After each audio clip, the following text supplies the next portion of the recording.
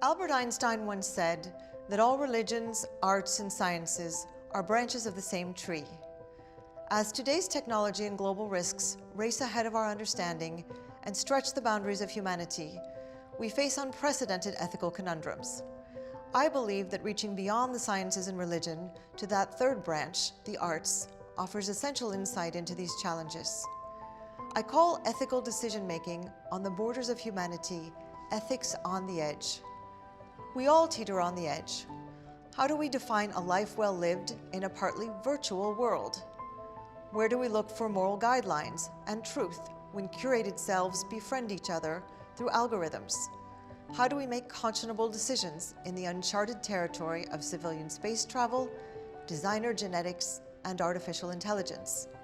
And what about the problems that are still on the ethical edge but shouldn't be, such as inequality or racism?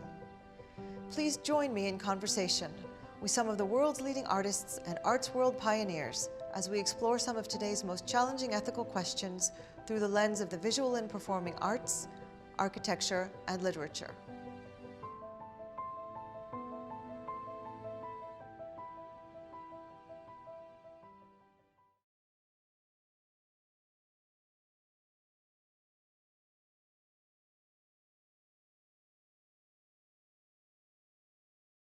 I'm so grateful for your speaking with me. It's really an honor to be here. It's taken you every split second of your life to get to this moment, but then again, it's taken me every split second also.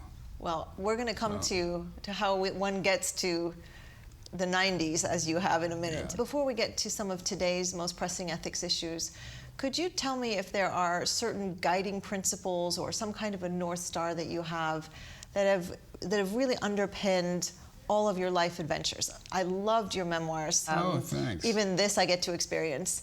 And whether it's the military or raising 6 children in different generations, or the entertainment industry, of course, or the purchase of the Declaration of Independence, a rare copy, are there principles that guided you along the way? I never thought this about my title of the book, even this I get to experience. Mm-hmm. But it's true of every split second. Even this I get to experience. I'm very well aware that it took me every split second of my life to say this. And now it's taken me a few more seconds to pass that moment and say this. So, is living in the moment important or what? It's everything we have. Living in the moment is everything we have, indeed. And I was struck in the book, you talk about consistency, mm-hmm. and how you were somewhat surprised but pleased to see a sort of consistency across your life. Was that consistency in how you approach decisions, or what kind of consistency did you mean by that? I think I saw that later in life, looking backward, I saw the consistency. You know, people commend me for this, that, or the other mm-hmm. thing. And sometimes I take it with a grain of salt. Sometimes I really understand it. Mm-hmm. But that which I take with a grain of salt, I'll think about later, and I'll think, oh, yeah. Mm-hmm. Why, when I was 12 years old, my father was in prison. Mm-hmm. I was living in Woodstock, Connecticut, which is a beachy kind of area where this was during the Depression. All my family gathered in one cottage owned by my grandparents because they couldn't afford to be in their own cottages. Mm-hmm. What got me through that summer was a blue and gray sweatshirt. I put it on every late afternoon, and for some reason, and nobody understood me. Nobody knew what I was going through. All the uncles and aunts and cousins, they didn't know what the hell was going on with me. But this sweatshirt was everything in the world to me. I put it on in the late afternoon. I felt slimmer and older and wiser and smarter, and used to walk to a place called Sloppy Joe's and felt with 100 strangers at this place that I felt more at home than I did with all the relatives back at the cottage. Mm. Well, I remember reading at the beginning of your memoirs the experience of being 9 years old and watching your father go off to prison. and a relative saying to you, so now you're the man of the house, which, to be honest, Yes, as a reader... the guy that said that was buying my father's red leather chair, Right. in which we would listen together to the radio. So that chair was a reliable place to be, and it sounds like Yes. this sweatshirt was a reliable moment in your day, something you could count on. Yes, it was something indeed I could count on. And the red leather chair was the chair in which I spent so much time with my father, listening to every Friday night there would be fights coming from Madison Square Garden. We'd listen to the fights together. You know, there are two little words we don't pay enough attention to: over and next. Okay. When something is over, it's over. And we're on to next. And that's the best way I would have of describing. Somebody asked me, what do you mean by living in the moment? Over, next. If there was a hammock in the middle, that would be living in the moment. Do you have any advice for those of us who sometimes have difficulty letting over be over? Most people have difficulty letting over. You know, they're thinking about what they might have done, what they should have done, not what they should be doing, and what they should do next. Well, it's wonderful advice, and I certainly could benefit from that. If I can switch gears a little bit, so I grew up with... This is your interview. You can do anything you want. Thank you. I grew up with All in the Family and the Jeffersons and Maude and all the rest of your wonderful, wonderful hits. And I recently watched again with my 23-year-old son. I have twins as you do, so he's a twin. The very first episode of All in the Family, the Meet the Bunkers episode. Yes. And I was so struck. First of all, we both laughed all the way through it, even all these decades later, and even a 23-year-old.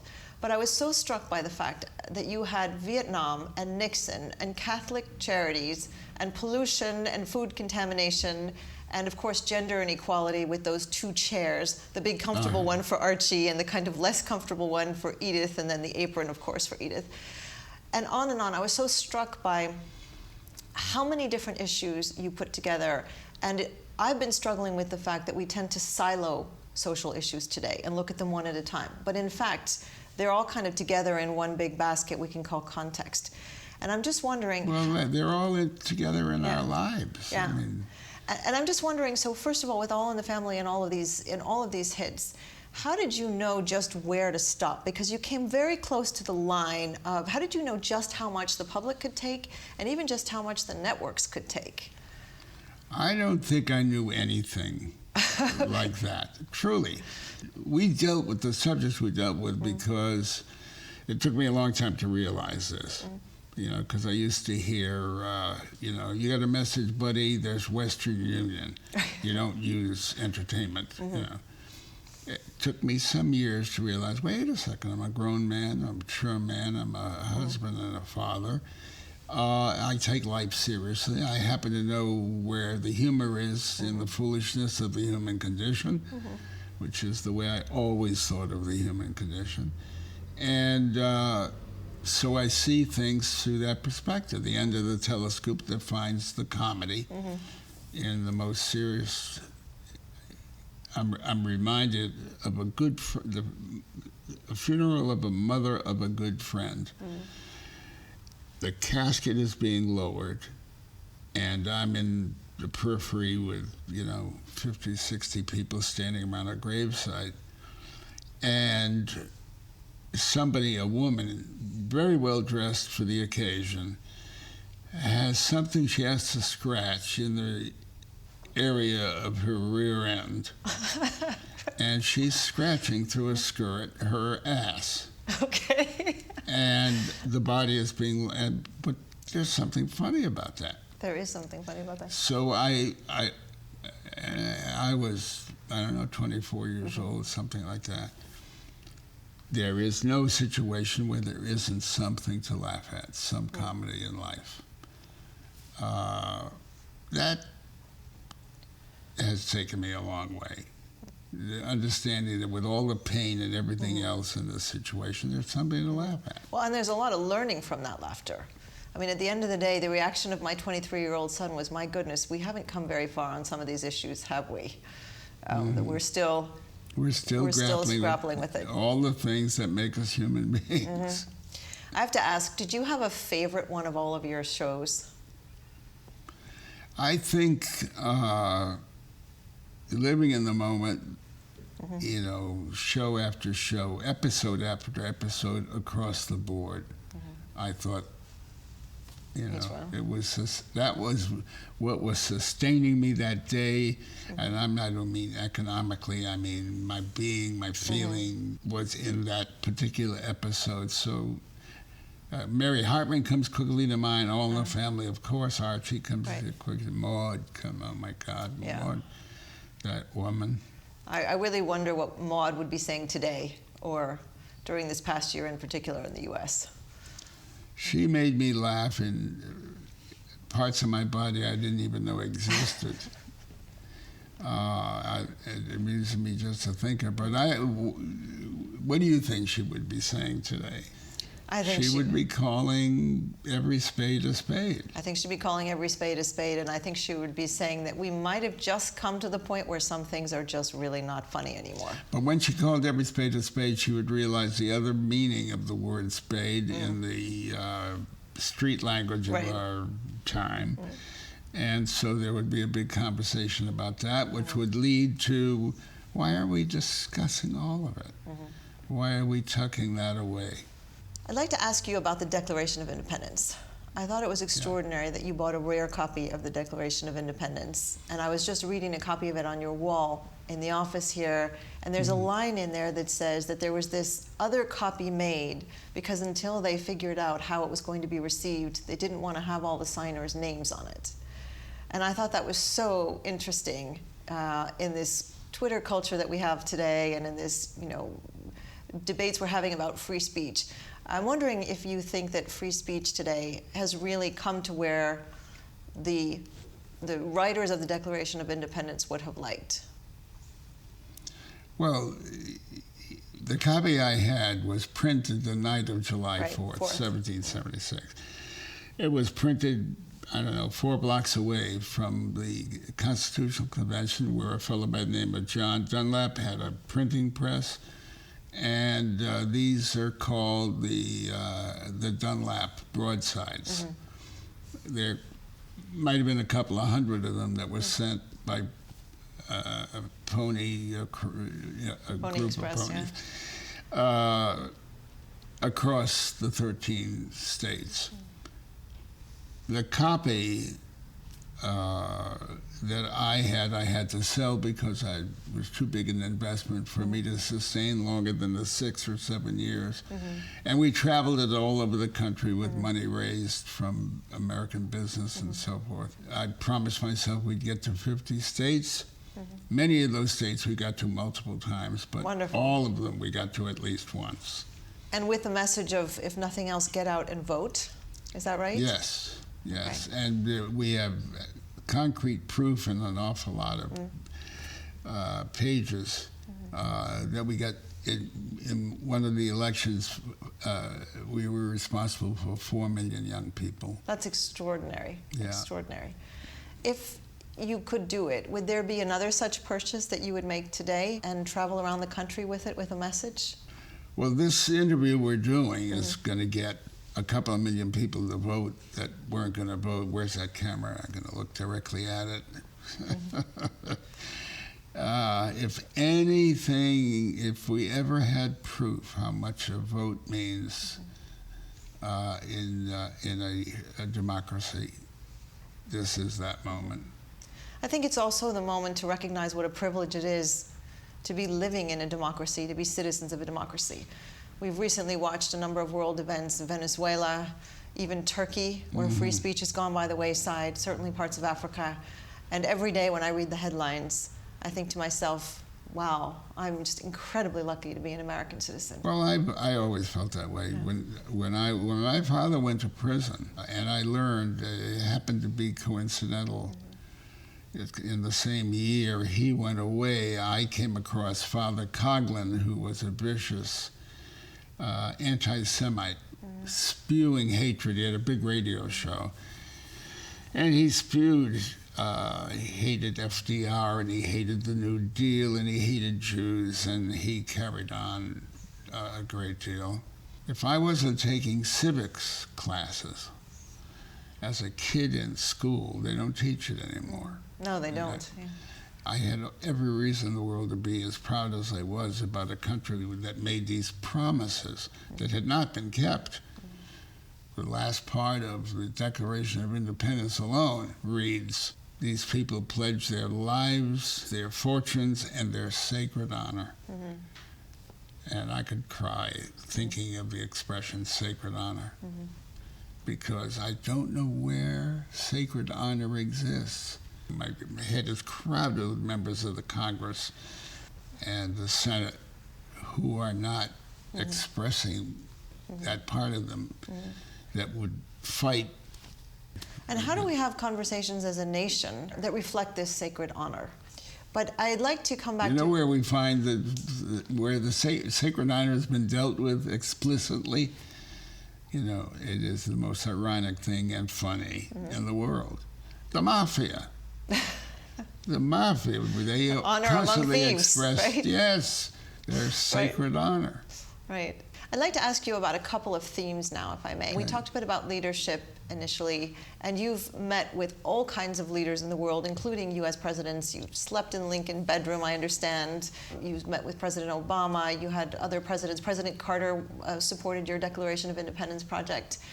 What do you think defines ethical leadership, and what do we need to do to get leadership back to sacred honor and back to making decisions that really take into account our humanity the way we might have seen in leaders in the past? The wonder to me is, you know, when our current president came along and it appeared he had a chance as a candidate, let alone to make it, and the American people finally voted.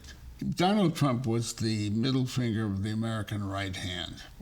They were looking at all the leadership they had and had for some years, whether it was political or corporate or medical or pharmaceutical, or they had reason to be disappointed in the quality of the general leadership in every part of the American culture.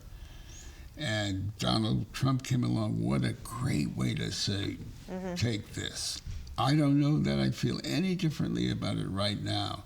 The American people are not to blame for what is happening now because of the way they voted. They were prompted to vote that way by the lack of leadership everywhere else. I think the pervasiveness you point out is incredibly important, because we have seen it across industries. We've seen it around the world, but we've certainly seen it across industries in America. And leadership matters. What you're basically saying is leadership matters, because when it fails all around us, this is what happens. Yes. I've written to several presidents myself. I've had the opportunity to say I'm considerably older than you are to a handful of presidents. But I need a parent in the White House. Please be a parent. Right. That's what your job is. Yes. And incidentally, one of the things that so struck me about this episode of All in the Family that I mentioned is that Mike had written to the president at the time, and Archie sits down to write to the president and makes a very big deal about it. That was the second episode. Yeah, and then he sits down and he's wearing a suit and he's sitting at his table in his house, but all dressed up to write to the president and can't quite get beyond Sir, Your Honor, or some combination of words like that. But I was very struck by that because it was doing something. It was saying, I have something to say and I'm actually going to do something. And in a minute, I'd like to come back to sort of what we should all be doing. But just to continue on a couple of specific themes, if I may, truth is another big theme. One of my reactions to the 2016 election was to propose a class to Stanford called Ethics of Truth in a Post-Truth World. And we're basically looking at, does truth matter anymore? And if so, why and how? Are you dealing with this crisis of truth or this epidemic of compromised truth at all in your work? Are you? You know, I love this interview and these questions, but they should be asked to somebody who has 3 days to think about it to answer the question. Okay. Please ask the question. I'll do the best I can, but I mean, that was so deep. It requires so much thought. Am I dealing with the truth? Or the fake news, the epidemic of sort of compromised truth at all? What is known as fake news in good places, I mean, that isn't really fake, but why is it there? Right. America deals most in excess. Wherever it is, it's working. Whatever it's doing excessively. And I mean, I was part of a culture where we had 3 and then 4 networks. Right. Nobody was running around saying, "Oh, we need more content. How come we only have 4 networks? We have 257 or 932. I don't know how many places we can go for content." And it's such excess. It's overwhelming. So the best of news sources are dealing with some things in the real course of things are trivia. When you talk about the truth, there often in media isn't time for the truth of anything really sufficiently important to us, because there's so much trivia that needs the attention because everybody else is giving it the attention. I mentioned to you earlier that I saw the trailer for your new show about aging. Guess Who Died? Yeah.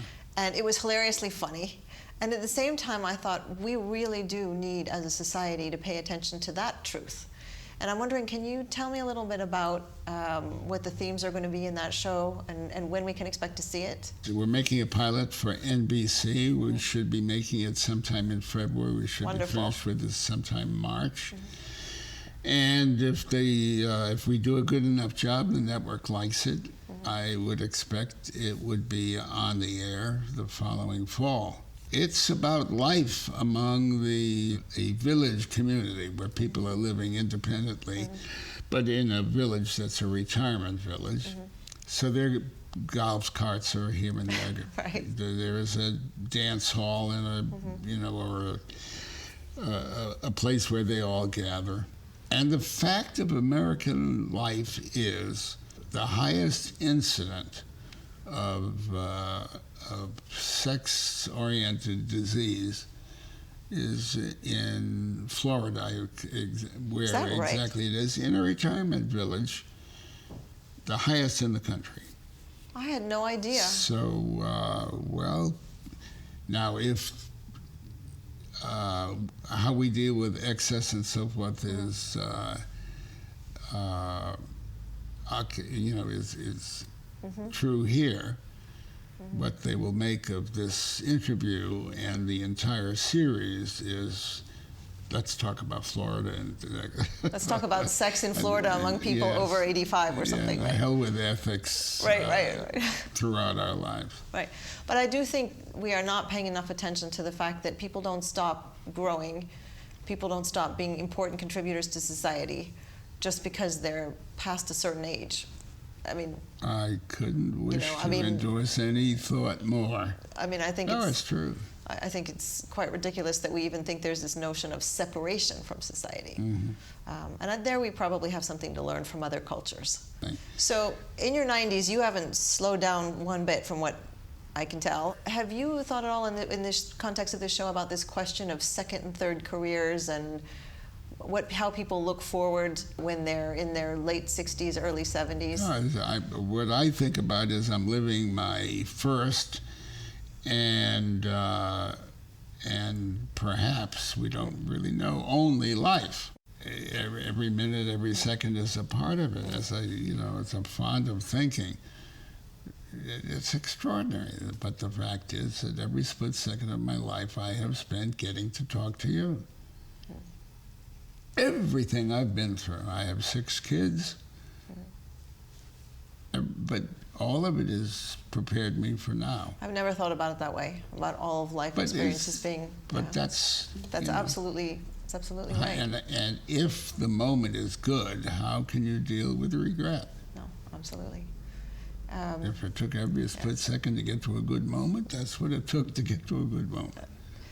So I'd like to ask you about another project that I just watched, which was your episode about New York housing inequality for America Divided. Yeah. What do you make of what we should do about a problem like that? I noticed at the end of the episode you say, my goodness, this is such a big issue, and that's kind of how I'm feeling and wondering, how do we get a conversation going about some of these issues? But at the same time, I'm also wondering, what would a show look like called What Are You Going to Do? you know. I don't know. And how do you, and so what do you make of these big challenges like the housing inequality and where we should go with them? It was such a wonderful episode. Well, I know, are people going to understand what you mean just in those few words, what we're talking about in those few words? The fact is, just to express for your viewers, on the show that you're talking about, a black guy, a man like me, older man with a big family and all of that and so forth, is refused an apartment. There is nothing to be seen, he is told, in a big development in New York. And I go the next day, the very next day, about the same time, to the same guy, and he's got 2 apartments to show me, because the other dude was black and I was white.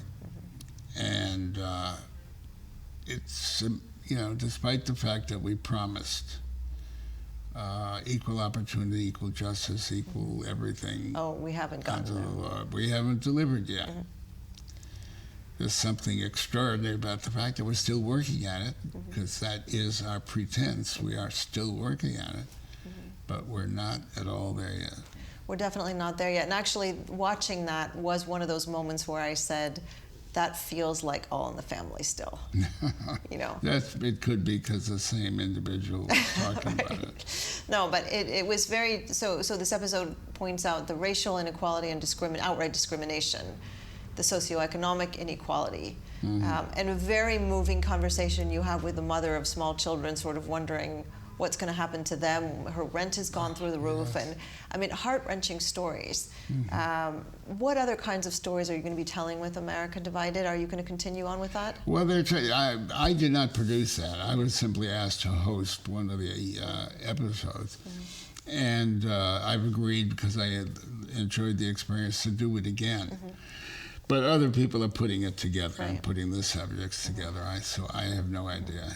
So in addition to aging, are there other topics that you'd like to address in some way or another with another comedy, or in another way with a project like the Declaration of Independence? Everything I've ever wished to discuss is still available to discuss. Okay. You know, parenting is still the problem. Parenting has always been. You know, growing up in this country that promises life, liberty, and the pursuit has yet to deliver it to 100% of its citizens. All these problems still exist. So what should we do about that? What do you think we can do about that? Understand that we matter, and do whatever it is we can. Individually. So there are, in this city right now, you know, there are thousands of people who could write a postcard or pick up a phone and make a call, who are thinking, what does it matter, so I make a call? What does it matter, because somebody else will take the note and the person I really want to will never see it. And we can't, any of us, afford to think that way. We have to know that anything we do matters. And when I think about mattering, I think this too. Given the size and scope of the Creator's enterprise here, this being a planet among a billion, in a universe of which they say there could be a billion. My sister, who lived, she's passed now, who lived in Connecticut, who never left the state very much, and who had, in America's excessive terms, a very little life. Can you measure the difference in the importance of her and her brother, given the fact that this is a billion planets, I mean, in a universe of a billion universes? We all matter. And how much we can't get our fingers close enough to measure the distance or the amount. We all matter is an incredibly poignant message. And the perspective on the billions. And watching the news, the one thing I am struck as, again, as an American, is what we do matters not just for us, but it matters a lot for the rest of the world. Can I ask you on a slightly different topic? When you look back over your many adventures, and again, your memoirs were just so wonderful to read, was there ever a time when you had a wrenching ethical conundrum, just a decision you had to make, an action you had to think about taking where you just didn't know where right and wrong was? If I tell this to you, will you force yourself to make a decision and tell me which would have been the better thing to do? Well, I think I deserve that. If I ask you the question. No, I deserve it. Yeah, absolutely. I'll make an effort. I don't claim to know right and wrong or so tell people. So in the what to middle do. of the Blacklist, all those years ago, David Susskind was a major producer. I don't know if you're old enough to remember his name. The name rings a bell, yes. Was a major producer. Walter Bernstein, who is approaching 100 years of age shortly, wonderful writer, was blacklisted. I was asked by David Susskind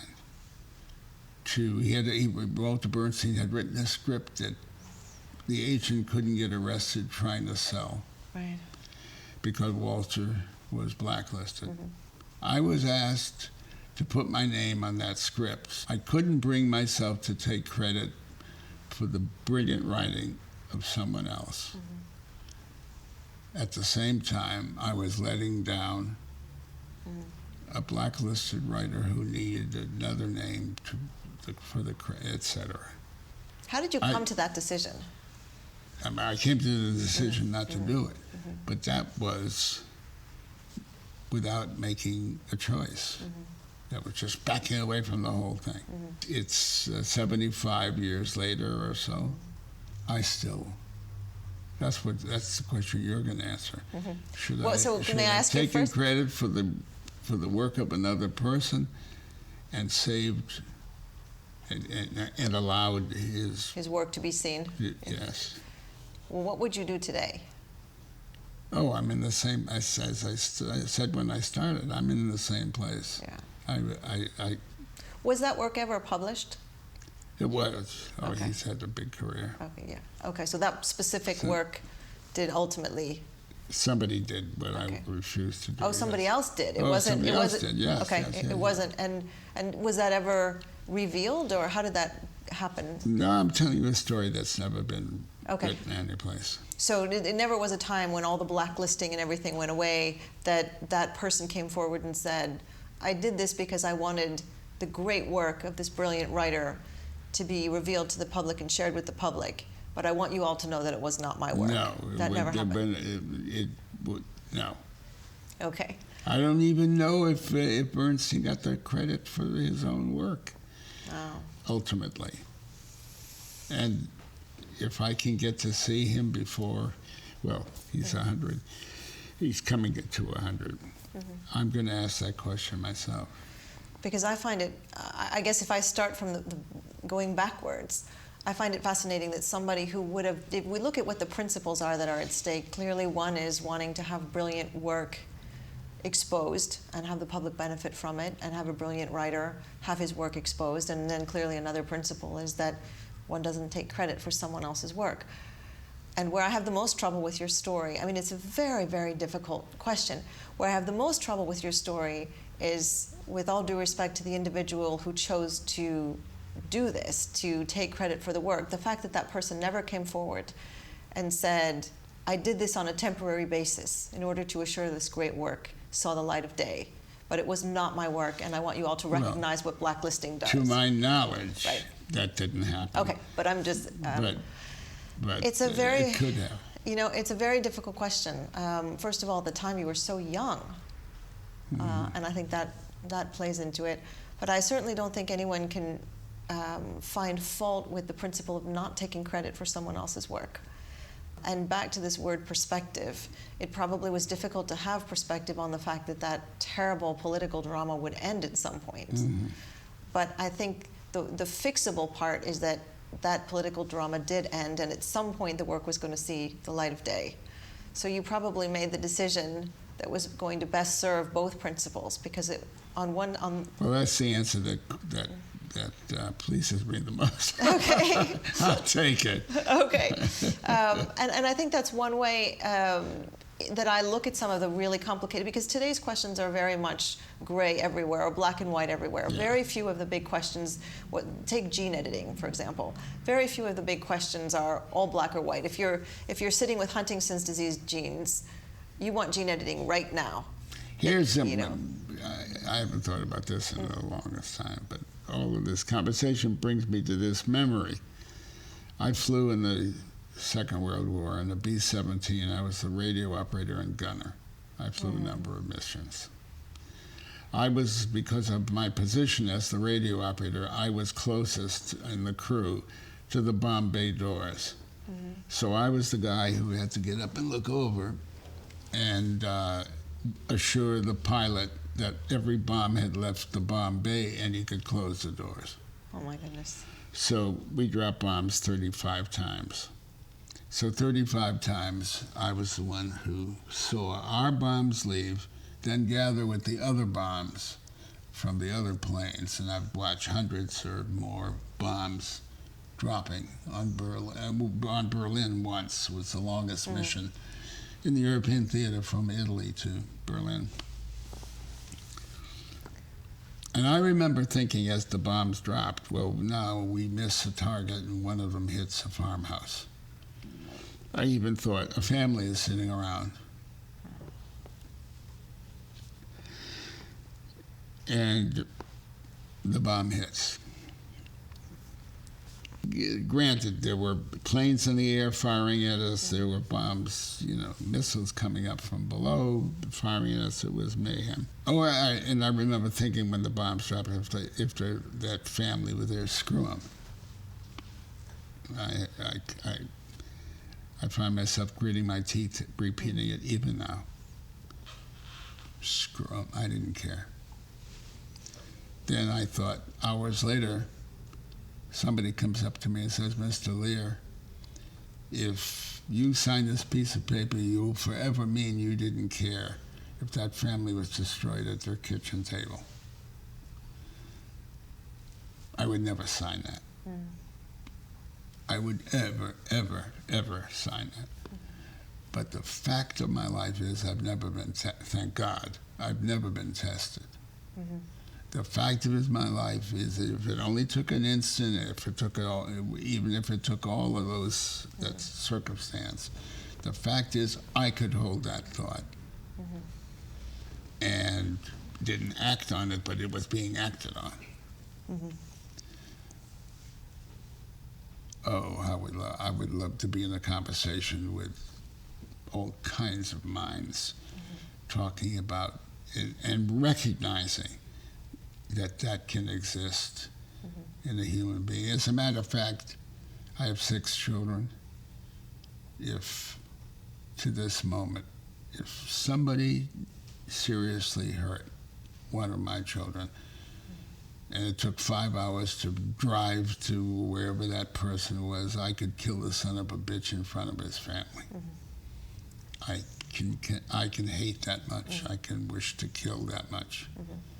Now, I don't want to be the person who would do that. And I wouldn't sign the piece of paper that says I would. But the fact is, even as I tell you the story, that's the feeling. And I don't know. But I think what you're saying is you're human. And that we have not explored in a general way our humanity. Maya Angelou used to say, she used to say a lot better than I'm going to say it, but I am capable of the worst of anybody else because I'm human. I don't think we've explored in an honest way that part of humanity, and I don't think we've explored that in the context of what it means when we're making complicated decisions today. And our decisions are just getting more and more complicated. I gave the example of gene editing. That's an extraordinary example of our humanity. Another one is the way I read that you said about Archie Bunker. This isn't a person really to hate. This is a person who has a lot of fear. And I think we're at a point in time right now where we're looking at artificial intelligence, and we're looking at efforts to achieve immortality, and we're looking at all civilian space travel, all kinds of limits of humanity. And a lot of us are very fearful. And I think that's another very human trait. I think we have to think about how to have that conversation about what it really means to be human, because certainly all of us have the Maya Angelou thing in us. But I also read that Maya Angelou, that you had discussed with her at one point a talk show that would be about these kinds of, how the arts can help have these conversations that are so focused on humanity. It would have been an extraordinary person to have that conversation. We talked for several years about it. That's how we met. Did anything ever come of that? This conversation? The talk show. So what do you have on the horizon? You have your show, you have Guess Who Died? I have One Day at a Time. It's on the air right now, even as we sit here. And we've made 13 are up there. We made the second 13. They'll be going up there in a couple of weeks on Netflix. And I'm waiting for the order for the next season. I'm quite sure that will happen. And the new show. Well, I'd say that's enough to keep any 10 people busy. You mentioned Netflix. Can we just speak for a moment about technology?